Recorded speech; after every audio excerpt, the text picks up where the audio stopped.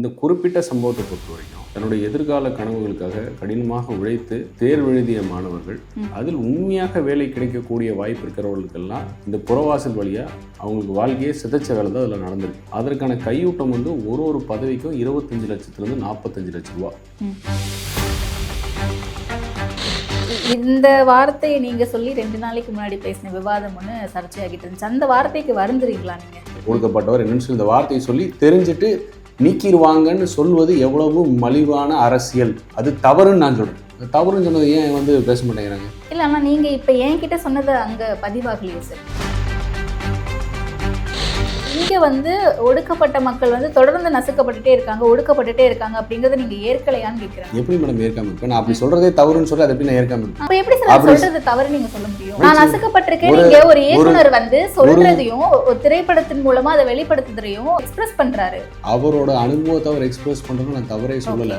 ஆனா அதையும் வாக்காளர் பட்டியல் சீர்திருத்தத்தையும் கொண்டு வந்து லிங்க் பண்ற அரசியல் யார் பண்றா? சார்னாலே திமுக. இப்ப அடுத்து சாரை தான் டைரக்ட் பண்ணுவோம். வாக்காளர் பட்டியல் எங்களுடைய வாக்காளர்களை எடுத்து விட்டார்கள்.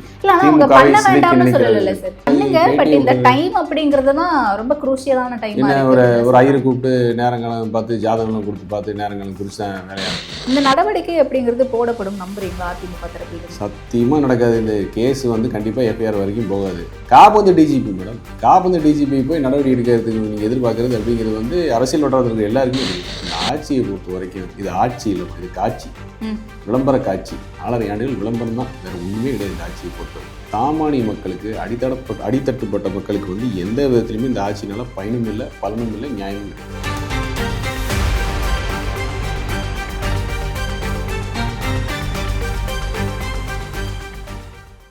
ஆச்சி அதிரசமா விடுங்க, கையில தட்டி சூடான எண்ணெயில பொரிச்சா அதிரசம் ரெடி. வணக்கம் சார். வணக்கம்.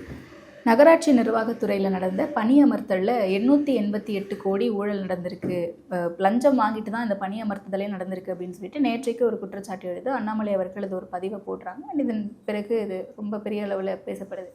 இதை எப்படி பார்க்குறீங்க சார் நீங்கள்? கழக பொதுச் செயலாளர் எடப்பாடியும் அதை ஒரு பதிவாக போட்டு கண்டனம் தெரிவித்து உடனடியாக நடவடிக்கை தேவைன்னு போட்டிருந்தாரு. ஓகே, இது ஒரு வாடிக்கையான விஷயமா தான் இருக்குது.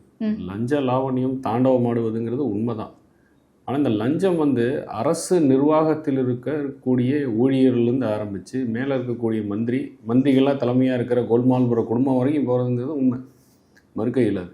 இந்த குறிப்பிட்ட சம்பவத்தை பொறுத்த வரைக்கும் தன்னுடைய எதிர்கால கனவுகளுக்காக கடினமாக உழைத்து தேர்வு எழுதிய மாணவர்கள் அதில் உண்மையாக வேலை கிடைக்கக்கூடிய வாய்ப்பு இருக்கிறவர்களுக்கெல்லாம் இந்த புறவாசல் வழியாக அவங்களுக்கு வாழ்க்கையை சிதைச்ச வேலை தான் அதில் நடந்திருக்கு. அதற்கான கையூட்டம் வந்து ஒரு பதவிக்கும் 25 லட்சத்துலேருந்து 45 லட்சம் ரூபா. ஸோ இதோட தொகையை கணக்கிட்டோம்னா ஒரு 888 கோடி ரூபா ஊழல் அப்படிங்கிறது ஒரு ஆங்கில பத்திரிகை இந்தியன் எக்ஸ்பிரஸ் போட்டிருந்தாங்க. இதற்கு முழு முதல் பிரெயின் அப்படின்னு சொல்லிட்டு பிரெயின் சைல்டு பிஹைண்ட் திஸ் அப்படிங்கிறது வந்து கே.என். நேருவோட சகோதரர் அவர் தான் அப்படின்னு சொல்லப்படுகிறது. என்ஃபோர்ஸ்மெண்ட் டைரக்டரேட்டு டிஜிபி அவருக்கு ஒரு லெட்டர் அனுப்பிச்சது மட்டும் இல்லை, ஒரு குறிப்பிட்டு ஒரு 300 பக்கங்கள் தரவுகள் அமைச்சிருக்கு. என்ன அந்த தரவுகள் என்ன இருக்குது அப்படின்னா, இந்த வாட்ஸ்அப் சேட், இந்த காசு வாங்கிறது கொடுக்கறது, அந்த வாட்ஸ்அப் சேட்டு, யார்கிட்டருந்து காசு வாங்கிட்டோம், அவரோட ரோல் நம்பர் என்ன, எக்ஸாமுக்கு ஷார்ட் லிஸ்ட் கேண்டிடேட்டாக அவர் வரணுங்கிறதுக்காக அதை வந்து பகிர்ந்த விஷயங்கள், அதை அண்ணா யூனிவர்சிட்டியில் இருக்கிற ஆட்களுக்கு பகிர்ந்து அவங்க அந்த தேர்வு வெளியிடுறதுக்கு ரிசல்ட் வெளியிடுறதுக்கு முன்னாடி இவர்களோட பேரை உள்ளே சேர்த்த மாதிரி இந்த ஒரு ட்ரெயில், இந்த மணி ட்ரெயில் வரைக்கும் எடுத்து ஆதாரமாக கொடுத்துருக்குறாங்க. ஓகே, இதில் முக்கியமாக பார்க்க வேண்டிய விஷயம் என்னென்னா, இப்போ இருக்கிறது காபந்து டிஜிபி. ஏன்னா இவங்க வந்து தேர்வு செய்யறதுக்கு எந்த முயற்சியும் எடுக்கல. இப்போ இருக்கிறது வந்து காபந்து டிஜிபி தான். இவர் இதுக்கு வந்து எஃப்ஐஆர் போடுவதற்கு முனைப்பு காட்டுவார எடுப்பாருன்னு கேட்டால் கிடையாதுங்கிறது விஷயம். அதனால் இப்போ இருக்கிற சட்ட சிக்கல்களில் இதற்குரிய நடவடிக்கை உடனடியாக விரைந்து எடுக்கக்கூடிய வாய்ப்பு ஈடிக்கு இருக்கான்னு கேட்டால் இல்லைன்னு தான் சொல்லணும். ஓகே, ஆனால் என்ஃபோர்ஸ்மெண்ட் டைரக்டரேட்டை பொறுத்த வரைக்கும் அவங்க ஒருதலை பட்சமாக செயல்படுறாங்க அப்படிங்கிறது ஆளும் கட்சிகள் வைக்கக்கூடிய ஒரு குற்றச்சாட்டாக இருக்குது. ஏமா எந்த திருடமா நான் திருடன் ஒத்துக்க போகிறான்? அது திமுகவுக்கு சரியாக பொருந்தும்ல. திமுக வாடிக்கை வழக்கிலேயே வந்து நீதிமன்றம் வரைக்கும் வந்து பல கேள்விகளை கேட்டிருந்தாங்க. என்ஃபோர்ஸ்மெண்ட் டைரக்டர் வந்து உள்ள போய் அனுமதி இல்லாம நீங்க வந்து ரெய்ட் நடத்துறதுலாம் சரியா அப்படின்ற மாதிரி கேள்வியெல்லாம் கேட்டிருந்தாங்களே சார். அந்த அனுமதிங்கிற கொஸ்டினே வராது. அதே தான் இந்த வந்து தமிழ்நாடு அரசு என்ன பண்ணுச்சுன்னா, இந்த திமுக அரசு என்ஃபோர்ஸ்மெண்ட் டைரக்டரேட் எங்கள் அனுமதி பெற்றுதான் வர வேண்டும் தமிழ்நாட்டுக்குள்ளே அப்படின்னு சொல்லி ஒரு அஃபிடவிட் போட்ட உடனே ஹைகோர்ட் கேட்டாங்க, என்னடா பேசுறீங்க, என்ஃபோர்ஸ்மெண்ட் டைரக்டரேட் எதுக்கு உங்கள்கிட்ட அனுமதி கேட்கணும் அப்படின்னு உடனே அந்த திருப்பி அந்த அஃபிடவிட்டை மாற்றி போட்டாங்க. அதனால் ஒரு மாநில அரசின் அனுமதி பெற்று தான் இடி வரணும் அப்படிங்கிறது கிடையாது. ஆனால் இந்த விஷயத்தில் இடி முறையாக தான் செய்யுது. ஏன்னா ஒரு எஃப்ஐஆர் இருந்தால் தான், ஒரு புகாரின் முகாந்திரம் இருந்தால் தான் நடவடிக்கை எடுக்க முடியும். அதற்கு தான் கூடிய ஆவணங்களை கொடுத்துருக்காங்க. ஒரு குற்றம் நடந்ததற்கான ஆவணத்தையும் சேர்த்து கொடுத்துருக்காங்க. இப்போ தமிழ்நாடு அரசுனால மறுக்க முடியாது, இல்லை என்ஃபோர்ஸ்மெண்ட் டைரக்டரேட் வந்து ஏதோ உள்நோக்கத்தோடு செயல்படுறாங்க, அவங்ககிட்ட எதுவுமே இல்லை, பழி வாங்கும் நோக்கம், தேர்தல் வருது, மிரட்டுறாங்க, உருட்டுறாங்க. இது வழக்கமாக அவங்க பொது வெளியில் உருட்டுறது. ஏன்னா திருட்ட மறைக்கணும்ல. இப்போ மாட்டியாச்சு, திருடனுக்கு தேல் கொட்டின மாதிரி ஃபுல்லாக மாட்டியாச்சு, டாக்குமெண்ட் எல்லாம் போயாச்சு. அப்போ இப்போ என்ன பண்ணணும்? ஏதாவது ஒரு கதையை சொல்லணும். அந்த கதையில் ஒன்று தான் வந்து என்ஃபோர்ஸ்மெண்ட் டைரக்டரேட் பாருங்கள், அவங்களா வராங்க, அவங்கள செய்கிறாங்க, உள்நோக்கத்துடன் செய்கிறாங்க, பழி வாங்குறாங்க, போகிறாங்க அப்படிங்கிறதுல ஒரு கதை. இந்த கட்டுக்கதைகள் நம்பி தானே, பொய்யும் கட்டுக்கதை நம்பி தானே திமுகவோட அரசியலே. ஓகே அதை எப்படி விட்டு விட மாட்டாங்களே. ஓகே அப்போ இந்த நடவடிக்கை அப்படிங்கிறது போடப்படும் நம்புறீங்களா அதிமுக தரப்பில் இருந்து? சத்தியமாக நடக்காது. இந்த கேஸ் வந்து கண்டிப்பாக எஃப்ஐஆர் வரைக்கும் போகாது. எனக்கு தெரிஞ்சு கோர்ட் இன்டர்வென்ஷன் தான் எஃப்ஐஆரே போகும். காபந்து டிஜிபி மேடம், காபந்து டிஜிபி போய் நடவடிக்கை எடுக்கிறதுக்கு நீங்கள் எதிர்பார்க்கறது அப்படிங்கிறது வந்து அரசியல் வட்டாரத்தில் எல்லாருக்குமே தெரியும். அதே மீறி நடவடிக்கை எடுத்தால் அதிகாரிகள் யார் வந்து திமுகவுக்கு சாதகமாக இருக்காங்க, சாமரம் வீசுவாங்க, அவங்கள தான் ஐயோவாக போடுவாங்க. Investigating officer. இதுக்கு ஒரு வரலாறு சொல்கிறேன். கிட்னி திருட்டு எஸ்ஐடி அதிகாரிகளை நியமிச்சாச்சு. கோர்ட்டில் போய் என்ன சொல்கிறாங்க திமுக, எஸ்ஐடி அதிகாரிகள் இவங்களை வச்சுக்காதீங்க, நாங்கள் கொடுக்குறோம் அப்படிங்கிறாங்க அதிகாரிகள். ஏன்னா திமுகவுக்கு சாதகமாக இருக்கக்கூடிய அதிகாரிகள் வந்தால் அந்த வழக்கை எப்படி வேணால் மாற்றிக்கலாம், சாதகமாக மாற்றிக்கலாம் அப்படின்னு. இதுதான் நடக்குது இந்த ஆட்சியை பொறுத்த வரைக்கும். இது ஆட்சி இல்லைம்மா, இது காட்சி, விளம்பர காட்சி. 4.5 ஆண்டுகள் விளம்பரம் தான், வேறு ஒன்றுமே கிடையாது இந்த ஆட்சியை பொறுத்த வரைக்கும். சாமானிய மக்களுக்கு, அடித்தட்டுப்பட்ட மக்களுக்கு வந்து எந்த விதத்துலையுமே இந்த ஆட்சினால பயனும் இல்லை, பலனும் இல்லை, நியாயமும் கிடையாது. ஓகே. தேர்தல் நெருங்கக்கூடிய நேரத்தில் இது அவங்க மேலே வைக்கக்கூடிய களங்கம்னு அவங்க சொல்லுவாங்கன்னு சொல்கிறீங்க. அதை தான் சொல்ல ஆரம்பிச்சிட்டாங்க. இப்போ அடுத்தடுத்த நாட்களில் எப்படி தேர்தலை சந்திக்க போகிறோம் அப்படிங்கிறதுல இதை பயன்படுத்துவாங்கல்ல, எங்கள் மேலே வீணாக வந்து பழி போடுறாங்க, அரசியல் காழ்ப்புணர்ச்சி இதெல்லாம் அப்படின்னு சொல்லிட்டு. இல்லைம்மா, அடுத்தது என்ன சொல்லுவாங்க நான் இப்போ சொல்லிடுறேன். சார்னு வார்த்தை கேட்டாலே திமுக ஆகாது. ஓகே. முக ஸ்டாலின் எல்லாருமே அலறி துடிப்பாங்க. அண்ணா நகரில் யார் அந்த சார்னு கேட்டாலும் பதில் வராது, பயப்படுவாங்க. அதே மாதிரி வாக்காளர் பட்டியல் சார்னாலும் ஒத்துக்க மாட்டாங்க. சார்னாலே திமுக ஆகாது. இப்போ அடுத்து சாரை தான் டைரக்ட் பண்ணுவோம். ஓகே. வாக்காளர் பட்டியல் எங்களுடைய வாக்காளர்களை எடுத்து விட்டார்கள், பண்ண வேண்டாம்னு சொல்லல, பண்ணுங்க. பட் இந்த டைம் அப்படிங்கிறது தான் ரொம்ப குரூஷியலான டைம். என்ன ஒரு ஐயரை கூப்பிட்டு நேரங்காலம் பார்த்து ஜாதகம் கொடுத்து பார்த்து நேரங்காலம் குறித்து தான் வேலையை ஆரம்பிக்கணுமா? அடுத்த 2 மாசத்துல எப்படி சார் பண்ணி முடிக்க? அது பாசிபிள் இல்ல, எனக்கு தெரியல. நான் பாசிபிள் இருக்கறனால தான துறையை கேக்குறேங்க, மேன் பவர் சப்போர்ட் கொடுங்க பண்றோங்கறாங்க. மேடம், இது ஒன்றும் புதுசாக போய் ஆள் சேர்க்க போகல. உங்களுக்கு 18 வயசு ஆயிடுச்சா, உங்கள் ரெக்கார்டு கொடுங்கன்னு என்ன போடுது? ஆல்ரெடி எலக்டோரல் ரோல் ஒன்று இருக்குது. இந்த எலக்டோரல் ரோலில் 6,41,00,000 வாக்காளர்கள் இருக்குது. அந்த தரவுகளை சரி பார்க்குறாங்க. இதில் எப்படி முடியும் முடியாதுங்கிற பேச்சுக்கு இடம் இல்லையே. அவசர கதியில் செய்கிறார்கள், உள்நோக்கத்துடன் செய்கிறார்கள், திட்டமிட்டு செய்கிறார்கள். இதெல்லாம் எதுக்கு பயம்? உதாரணத்துக்கு நேற்று விவாதத்தில், முந்தானத்து விவாதத்தில் ஆதாரப்பூர்வமாக உதயநிதி தொகுதியிலேயே 11.5 விழுக்காடு போலி வாக்காளர்கள். போலி வாக்காளர்கள் எது சொல்கிறோம்? அவங்க பேர் வந்து வாக்காளர் பட்டியலில் இருக்குது, ஆனால் நிஜத்தில் அவங்க இல்லை. 11.5 விழுக்காடு போன மாதம் கலெக்டரை பார்த்து நாங்கள் கொடுத்த இது ரெக்கார்டு. அது அடுத்தபடியாக இப்போது முந்தானத்து கொடுத்துருக்குறோம், திரும்பவும் ஜோனல் ஆஃபீஸர்கிட்ட கொடுத்துருக்கோம். ஏறத்தாழ 30,000 பேர் இருக்காங்க சேப்பாக்கம் திருவல்லிக்கேணி தொகுதியில் மட்டுமே. எங்களால் ஒரு இயக்கத்தினால சரி பார்க்க முடியுது? எப்படி முடியுது? இது நாங்கள் 2 மாதம் வேலை தான் இதை எடுத்து பண்ணோம். ஓகே. இதே தானே தேர்தல் ஆணையத்துக்கு மேன் பவர் கொடுக்க போகிறாங்க. 770 பேர் மேன் பவர் கொடுத்தா பண்ணிட்டு போகிறாங்க. மேன் பவர் கொடுக்க வேண்டிய ஸ்டேட் கவர்மெண்ட் தான் கொடுக்கணும், கொடுத்தா பண்ணுவாங்க. பண்ண முடியாது. ஒரு தொகுதியில் அப்படிங்கிறது பாசிபிள் சார். 234 தொகுதியிலையும் எத்தனை பூத்துகள் இருக்கு? கிட்டத்தட்ட 77,000 சொச்சம் பூத்துகள் இருக்கும். நமக்கு அவ்வளோ இடத்துக்கும் போய் பண்றது அப்படிங்கிறது பாசிபிளா? ஒவ்வொரு வீடா போய் எல்லாமே வந்து உங்கள் data is available online. Aadhaar linked Epic number நம்ம சொல்கிறோம். ஆதார் குறித்து இருக்கக்கூடிய விஷயங்கள் இதை வந்து தகவல் தொழில்நுட்பத்தில் கணினியின் உதவியோட ஒரு 80-90 விழுக்காடு வேலை முடிஞ்சிடும், ஆன்லைன்லேயே முடிஞ்சிடும். களத்தில் போய் செய்கிறது அப்படிங்கிறது 77,480 பூத்துக்கும் களத்தில் போய் செய்கிறதுங்கிறது கிடையாது. இது வந்து சரி பார்த்தல். இந்த தரவுகள் சரியானதா அப்படின்னு வரும்போது சிஸ்டமே அது வந்து ஆமாம் சரியானதுன்னு போயிடும். சிஸ்டம் வந்து டிஸ்கிரிபன்சி காட்ட போகுது, எந்த தரவுகள் வந்து சந்தேகத்துக்குரியாக இருக்குது. இப்போ நாங்கள் எங்களை மாதிரி பிரதான எதிர்கட்சிகள் கொடுத்த குற்றச்சாட்டு, எந்தெந்த தொகுதியில் குற்றச்சாட்டு கொடுக்குறாங்க, நாங்கள் பூத் நம்பர் வரைக்கும் கொடுக்குறோம். இந்த பூத் நம்பர் டெட் இவர் ஷிஃப்ட் அடிவர், டபுள் இன்டர்வியூ நாங்கள் பூத் வரைக்கும் கொடுக்குறோம். அதை சரி பார்க்குறதுக்கு எவ்வளோ நேரம் இருக்கும்? அப்படி சரி பார்க்கறதுக்கு ப்ராப்பராக நடக்குமான்னு இருக்குல்ல சார். நான் ஒரு எக்ஸாம்பிள், ஓட்சோரி அப்படின்னு சொல்லிட்டு ஒரு 7 அடி வாக்காளர்கள் பட்டியலை நிறுத்தி வச்சு இவர் ராகுல் காந்தி அவர்கள் ஒரு வீடியோ ஒன்று போடுறாரு, ப்ரெஸ் மீட்டை சந்திக்கிறார் அஃபிஷியலாக. அதில் ஒரே வீட்டில் வந்து கிட்டத்தட்ட 200க்கும் மேற்பட்டவர்கள் தங்குறாங்க அப்படின்ற மாதிரியான தரவுகள் இருந்துச்சு. வீட்டு நம்பர் 0 அப்படின்லாம் போட்டு தரவுகள் இருந்துச்சு. ஒரே ஃபோட்டோவே வந்து 2-3 வாக்காளர் பட்டியல் இருந்துச்சு. இதெல்லாம் பார்க்க முடிஞ்சல சார். இதெல்லாமே எரர் தானே சார்? எரரோ இல்லை தெரிந்து நடந்த தவறு? அடிப்படை கேள்வி கேட்குறேன். இந்த இண்டி கூட்டணியில் இருக்கிற ஆட்கள் எதுக்கு ஒன்லி மீடியா ட்ரையல் மட்டுமே நடத்துகிறாங்க? அதையே சீரியஸாக அடுத்தக்கிட்டதுக்கு எடுத்து போக மாட்டேங்கிறாங்க. ஒரு குற்றச்சாட்டு வைக்கிறார், வாக்காளர் பட்டியல் ஒரு தனி நபரோட தரவுகளை பொது வழியில் விடுவது சட்டத்துக்கு புறமான விஷயம், தவறான விஷயம். அந்த அந்த நபரோட அனுமதி பெற்று தான் வந்து வெளியிடணும். அதை வந்து எதிர்க்கட்சி தலைவராக இருக்கிறவரே கடைபிடிக்கல. அதுக்கு அடுத்தது அஃபிடவிட் போடு, நீங்கள் போட்ட குற்றச்சாட்டு இதுதான் என்னுடைய குற்றச்சாட்டுங்கிறது அஃபிடவிட் போடுன்னு கேட்குறாங்க. ஏன் போட மூடுறாரு? ஏன் பயப்படுறாரு? எல்லாத்துக்கும் மேலே அவர் கொடுக்கக்கூடிய குற்றச்சாட்டுகளுக்கு பதில் சொல்கிறாங்க ஈஸி. அதற்கு என்ன மறுப்பு பதில் இவர்கிட்ட என்ன இருக்குது? 65 லட்சம் வாக்காளர்கள் நீக்கப்பட்டதற்கு ஒரு பூத் லெவலையும் ஆள் இருக்கக்கூடிய அளவுக்கு பலம் வாய்ந்த கட்சி ஆர்ஜேடி பீகாரில் 120 தான் ரெப்ரசன்டேஷன் வந்து. ஏன் அப்படி?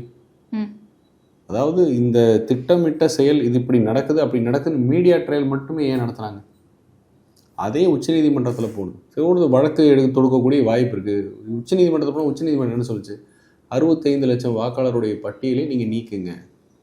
இப்போ இதே ஈஸி தன்னிச்சையாக வெளியிட்டிருந்தாங்கன்னு என்ன சொல்லுவீங்க? பாருங்கள், தனிநபரோட தரவுல வந்து பொதுவெளியில் வெளியிட்டாங்க, ஒரு அட்டானமஸ் பாடிக்கு இந்த அறிவு கூட இல்லையா, சட்டத்துக்கு புறமா எப்படி நடக்குதுன்னு அப்படியும் பேசுவாங்க. உச்சநீதிமன்றம் உத்தரவு கொடுத்தோடனே பொதுவெளியில் வெளியிட்டாங்களா இல்லையா? வெப்சைட்டில் போட்டாங்களே 65 லட்சம் பேர் அப்படின்னு. இப்போ இவங்க குற்றச்சாட்டு என்ன வச்சாங்க? அந்த பேரை பார்த்தோன்னே இவர் இன்னார்னு தெரிஞ்சிருவாங்க, தெரிஞ்சு அவங்க தூக்கிடுவாங்க. இதான குற்றச்சாட்டு. இது வெறும் மீடியா ட்ரையல் மட்டும் தான் நடக்குது. இல்லை, இந்த வார்த்தையை நீங்கள் சொல்லி 2 நாளைக்கு முன்னாடி பேசின விவாதம் ஒன்று சர்ச்சையாகிட்டு இருந்துச்சு. அந்த வார்த்தைக்கு வருந்துறீங்களா நீங்கள்? ஒரு அடிப்படை ஒரு விஷயம், கண்ணால் காண்பதும் போய் காதால் கேட்பதும் போய் தீர விசாரிப்பதே மெய். நான் முதல்ல குற்றச்சாட்டு உதயநிதியோட தொகுதியை வச்சு ஆரம்பிக்கிறேன், ஆதாரப்பூர்வமாக ஆரம்பிக்கிறேன். மாலை முரசு விவாதத்தில். ஆமாம், ஓகே. நான் உங்கள்கிட்ட இப்போ நான் சொன்ன தரவு 11.5 விழுக்காடு போலி வாக்காளர்கள் உதயநிதி தொகுதியிலே இருக்காங்கிறதே விவாதத்தை ஆரம்பிக்கிறேன். இப்படி என்னாலே கண்டுபிடிக்க முடியும் போது இந்த மாதிரி சீர்திருத்த நடவடிக்கை தான் எஸ்ஐஆர் என்பது. அதுவும் இல்லாமல் ஒரு வாக்காளர் பட்டியலை பார்த்த உடனே இவர் என்னார் அப்படின்னு சொல்லி அந்த 3 வார்த்தையை சொல்கிறேன், ஒடுக்கப்பட்டவர் என்னன்னு சொல்லி இந்த வார்த்தையை சொல்லி தெரிஞ்சுட்டு நீக்கிடுவாங்கன்னு சொல்வது எவ்வளவு மலிவான அரசியல், அது தவறுன்னு நான் சொல்கிறேன். இப்படி குற்றச்சாட்டை வைத்து உள்நோக்கம் கற்பித்து செய்வது தவறுன்னு நான் சொன்னேன். தவறுன்னு சொன்னது ஏன் வந்து பேச மாட்டேங்கிறாங்க? இல்லை, ஆனால் நீங்கள் இப்போ என்கிட்ட சொன்னது அங்கே பதிவாகலையே சார். இந்த மாதிரி ஒரு சித்தரிப்பே தவறுங்கிறேன். இந்த சித்தரிப்பை வைக்கிறது திமுகவோட சார்ந்த திமுக ஆதரவாளர்கள், இந்த ஈகோ சிஸ்டம் சொல்கிறோம்ல, சமூக வலைதளத்தில் களமாடவர்கள், அவங்க சொல்கிற வார்த்தை இது. ஒரு வாக்காளர், இது வந்து ஜாதி மதம் பற்றிய விவாதம் கிடையாது. தேர்தல் ஆணையத்தில் ஓட்டர் லிஸ்ட்டை பற்றிய விவாதம். ஓட்டர் லிஸ்ட்டை பார்த்த உடனே இவர் இன்னார் நீக்குவாருங்கிறதுக்கு இவங்க என்ன வார்த்தையை பயன்படுத்த, டிஎம்கேயோட ஈகோ சிஸ்டமில் பயன்படுத்துகிற வார்த்தையை சொல்கிறேன். அப்படி செய்வது தவறுன்னு தான் நானே சொல்கிறேன். இதையும் சொல்ல மாட்டேங்கிறாங்க. கரெக்டாக சொன்ன வார்த்தை வரைக்கும் வெட்டிட்டு பாருங்க எப்படி இழிவுபடுத்திட்டாரு பாருங்க. நான் அப்படி சொல்வதே தவறுன்னு சொல்கிறேன் விவாதத்தில். உடனே உதயநிதி பற்றி ஆரம்பிச்ச உடனே திமுககாரருக்கு கொஞ்சம் கலக்கம் வந்துருச்சு. ஏன்னா அவருக்கு வந்து அதை மறுப்பு தெரிவிக்கிறதுக்கு வாய்ப்பு இல்லை. இந்த பக்கம் திமுக உடனே அவர் தான் ஆரம்பிச்சாரு, பாருங்க என்ன பேச சோசியல் மீடியாவில் பேசுவேன்னு அவர் ஆரம்பிச்ச உடனே வழக்கம் போல விசிகா. ஏன்னா அவங்க ஆல்ரெடி நான் வந்து கடுமையான விமர்சனம் வச்சுக்கிட்டே தான் இருக்கேன் விசிகா மேலே. திமுகவின் தொங்கு சதையின் வரைக்கும் விமர்சனம் வச்சிருக்கேன். நாகரீகமான விமர்சனம் தானே வைக்கிறேன். இதை தாண்டி என்ன வைக்கிறேன்? ஒரு தனிப்பட்ட ஒரு குறிப்பிட்ட இவரை பார்த்து இவர் இன்னார் அவர் என்ன, இது வரைக்கும் நம்ம அதிமுக அந்த மாதிரி பேசுறதே கிடையாது.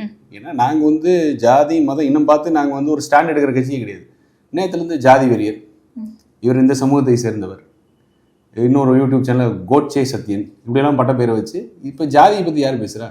நான் தவறுன்னு சொல்லியிருக்கேன். அதில் நான் எங்கேயுமே வந்து இப்படி அவர்களை நீக்குவார்கள் அப்படின்னு நான் சொல்லி அந்த ஸ்டேட்மெண்ட் நானும் சொல்றேன் இல்லையே. இந்த மாதிரி சொல்லி நீ அரசியல் பண்ணுவது தவறுன்னு சொல்றேன். இல்லை இங்க ஆனா பொதுவா இஸ்லாமிய சிறுபான்மையினரா இருக்கட்டும், இல்ல இன்னொரு புறம் பட்டியலின மக்களா இருக்கட்டும், இவங்க நசுக்கப்படுகிறார்கள் அப்படிங்கிற வாதத்தை முன்வைக்கிறது வேற.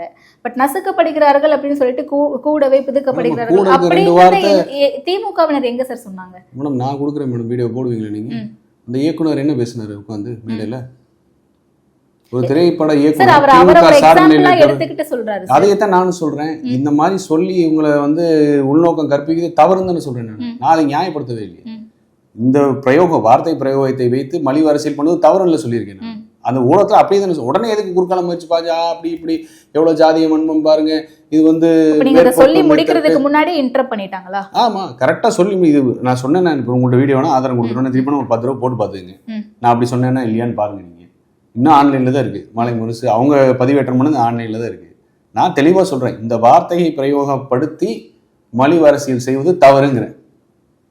மலிவு அரசியல் செய்வது தவறுன்னு சொல்ல நானே அந்த வார்த்தையை பயன்படுத்துவேன். இதை மட்டும் அந்த நான் சொன்ன வார்த்தையை மட்டும் அதோடு மட்டும் ஒட்டிட்டு மரியாதைக்குரிய எம்பி ரவிக்குமார் சட்டப்படி நடவடிக்கை எடுக்க வேண்டும். நான் சொல்கிறேன், சட்டத்துக்கு முன் அனைவரும் சமந்தான். நான் இன்னார் அதனால நான் சட்டத்துக்கு அப்பாற்படணும். இது சட்டத்துக்கு முன் நான் செய்து தவறுனா கண்டிப்பாக நடவடிக்கை எடுக்கணும். ஓகே, நான் கண்டிப்பாக சட்டத்தை ஃபேஸ் பண்ணுறேன், தவறே கிடையாது. இது உண்மையிலே ஒரு வருத்தமான விஷயமா தான் இருக்குது. அதாவது ஒரு உள்நோக்கம் கற்பிப்பதற்கு முடிவு பண்ணிட்டு மடைமாற்றி, ஏன்னா உதயநிதி பற்றி கேள்வி கேட்டால் நடுக்க வந்தாச்சு. ஐயோ உதயநிதியை கை வச்சுட்டாங்களே என்ன பண்ணுறது, தொகுதியில் 30,000 வாக்காளர்னு சொல்லி ஆதாரப்பூர்வமாக கொடுக்குறாங்களே என்ன பண்ணுறது, டிபேட்டில் உங்களுக்கு டிஃபெண்ட் பண்ணுறதுக்கு உங்களுக்கு ஸ்டாண்ட் இல்லை.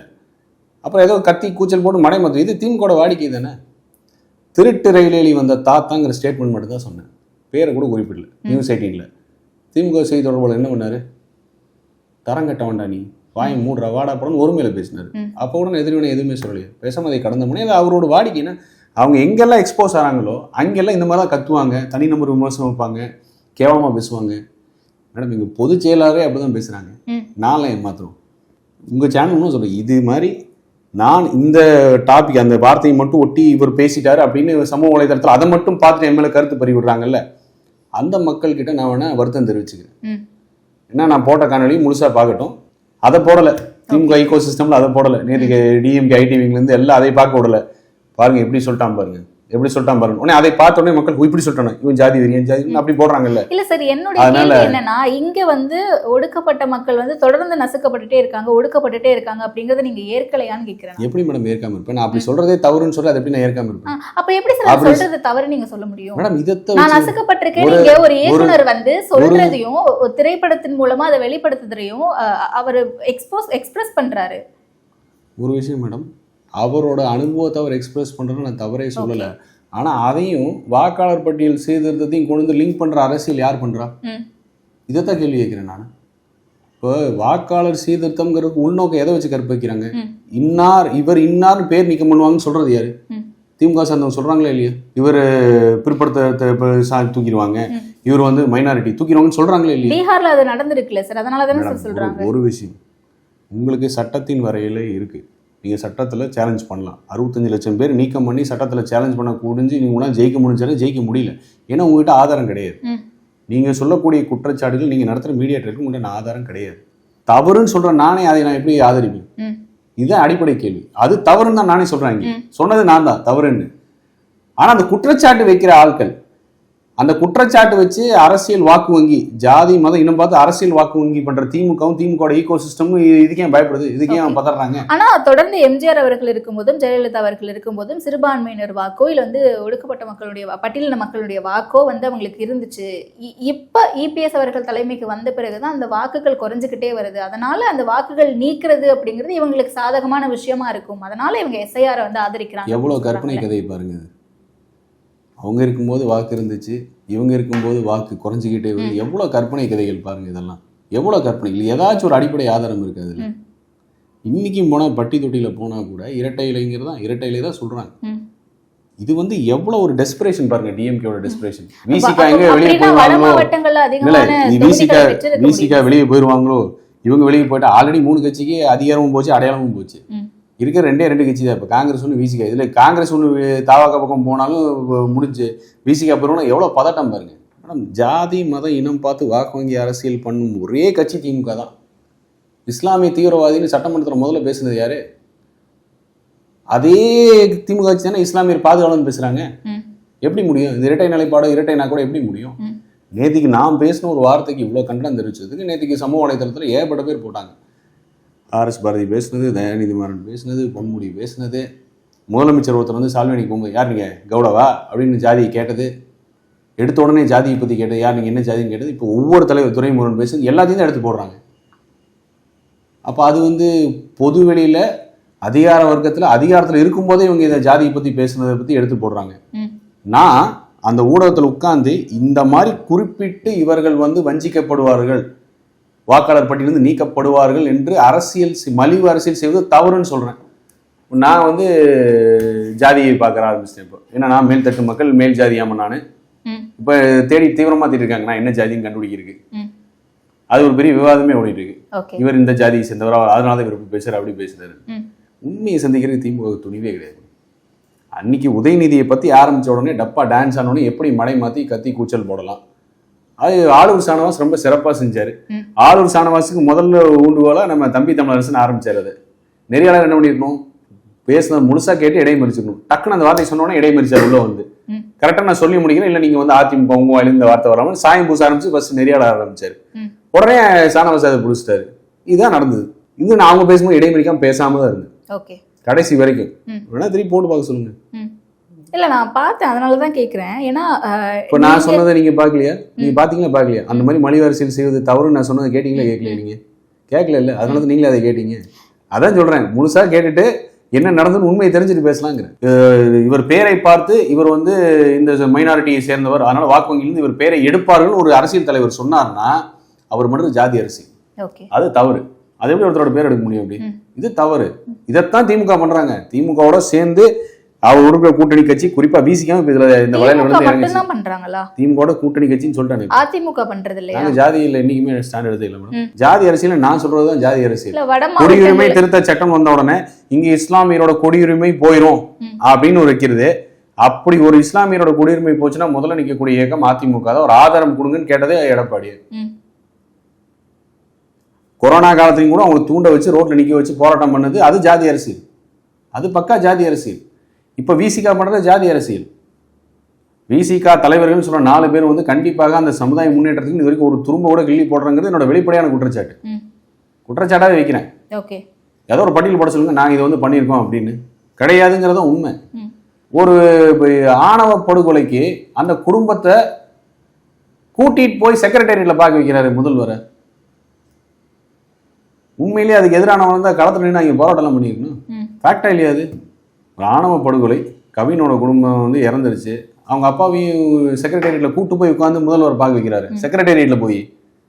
அப்புறம் எப்படி அவர் அந்த சமுதாயத்தோட ரெப்ரசன்டேட்டிவ் இருப்பாரு? அப்ப அந்த சமுதாயத்தை பேரை பயன்படுத்தி வேணும்னே மலிவான அரசியல் பண்றது, திட்டமிட்டு அரசியல் பண்றதுதானே குற்றச்சாட்டை வைக்க முடியும். இதுதான் மேடம் கலா யதார்த்தம்ங்கிறது. இதுதான் இல்ல இப்ப வரக்கூடிய தேர்தல்ல அதிமுகவினர் அந்த எந்த இடத்துல அந்த சமுதாய மக்கள் அதிகமா இருக்காங்களோ அந்த சமுதாய மக்களையே அங்க வேட்பாளரா நிறுத்த மாட்டாங்களா? வரலாறு அங்க செல்வாக்கு இருக்கிற வரலாறு இருக்கு. தனபால் யாரு? தலித் எழுமலை யாரு? அது ஜெயலலிதா அவர்கள் இருந்த காலகட்டம். சரி, இப்பயும் அதை ஃபாலோ பண்ணிட்டு இருக்கீங்களா? பாருங்க எடப்பாடியார் என்ன செய்யறாரு. அந்த சேஞ்ச் கொண்டு வந்தாங்க, பல இடங்கள்ல நிக்க வச்சாங்க. அப்படிங்கறதுல எம்ஜிஆர் அவர்களுக்கும் ஜெயலலிதா அவர்களுக்குமே பெரிய பங்கு இருக்கு. நம்ம இல்லைன்னு சொல்ல முடியாது, மறுக்க முடியாது. அதை இபிஎஸ் அவர்கள் பண்ணுவாரா? ஏன் பண்ண மாட்டாரு? ஏன்னா அதுவும் ஒரு வகையான ஜாதி அரசியல். பண்ண மாட்டாருன்னு நீங்க எதை வச்சு பேசுறீங்க? நான் கேக்குறேன் உங்ககிட்ட. நான் கேள்வியை பண்ணுவாரா நான் கேக்குறேன். கண்டிப்பா பண்ணுவாரு. ஏன் பண்ண மாட்டாரு? நாங்க அந்த மாதிரி பாக்குறதே கிடையாது. எங்க இயக்கத்துல இருக்கிற யாருக்குமே அப்படி ஒரு எண்ணமே கிடையாது. இவங்கள மாதிரி ஒரு அமைச்சர் பதவி வாங்கிட்டு இந்த ஜாதிக்கு நல்லா பண்ணணும்னா நான் ஒருத்தர் இருந்தா தான் பண்ண முடியும்னு வீரம் பேசுற வரலாறு எங்கள்கிட்ட எங்கேயுமே கிடையாது. எங்க தலைவர்கிட்ட யார்ட்டையுமே அது கிடையாது. இன்னைக்கும் அந்த கொள்கையில் ஒன்று ஒன்றே குலம் ஒருவனே தேவனா அதை நோக்கி தான் எங்களோட பயணமா இருக்கும். அதுதான் எங்களோட கொள்கையில் ஒண்ணு. அந்த கொள்கையை ஏற்றுக்கொண்டு ஒருத்தன் ஜாதி அரசியல் பண்றான்னு சொல்வதே தவறான விஷயம் தானே. எடப்பாடியார் அதெல்லாம் அப்பாற்பட்டவர் தானே. இதெல்லாம் வைக்காத குற்றச்சாட்டா மேடம்? அவர் ஒரு குறிப்பிட்ட சமூகத்தை சேர்ந்தவர், அதனால முக்குளத்தோருக்கு எதிரானவர்னு சொன்னீங்க.